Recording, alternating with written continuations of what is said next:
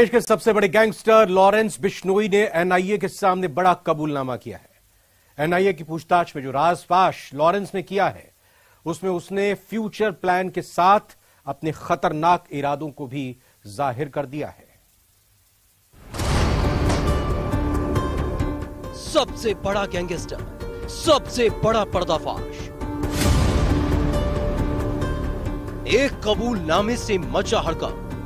देश के सबसे बड़े गैंगस्टर लॉरेंस बिश्नोई ने एनआईए के सामने सबसे बड़ा कबूलनामा किया है। एनआईए की पूछताछ में जो राजपाश लॉरेंस ने किया है उसमें उसने फ्यूचर प्लान के साथ अपने खतरनाक इरादों को भी जाहिर कर दिया है। सूत्रों के हवाले से एनआईए पूछताछ में लॉरेंस बिश्नोई ने अपने नंबर 1 टारगेट के बारे में तो बताया ही, साथ ही पूछताछ में सुरक्षा एजेंसियों को अतीक और अशरफ मर्डर पर भी बड़ा क्लू मिला है।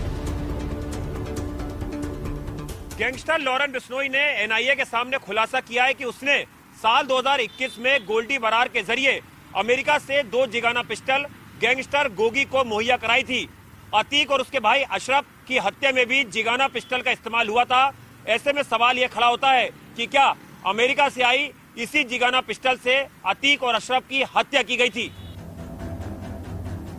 इतना ही नहीं, लॉरेंस ने एनआईए के सामने जैसे जैसे अपने मंसूबों को उजागर किया वैसे वैसे एनआईए अधिकारियों के भी होश उड़ गए। लॉरेंस ने पूछताछ में अपने टॉप 10 टारगेट के नाम भी उजागर कर दिए हैं। लॉरेंस की टारगेट लिस्ट में पहले नंबर पर हिंदी फिल्म इंडस्ट्री के एक्टर सलमान खान है और एनआईए से हुए सवाल जवाब में उसने यहां तक ऐलान कर दिया कि वो उसे हर हाल में मौत के घाट उतारेगा।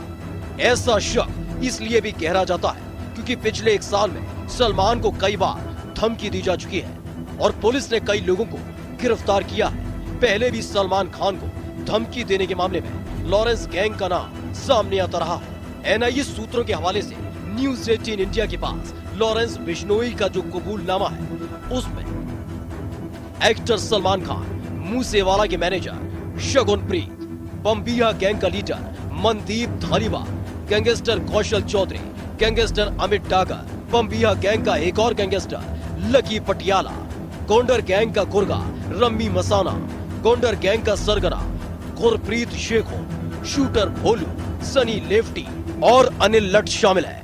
एनआईए की पूछताछ में सिद्धू मूसेवाला हत्याकांड में लॉरेंस बिश्नोई का हवाला कनेक्शन भी सामने आया है।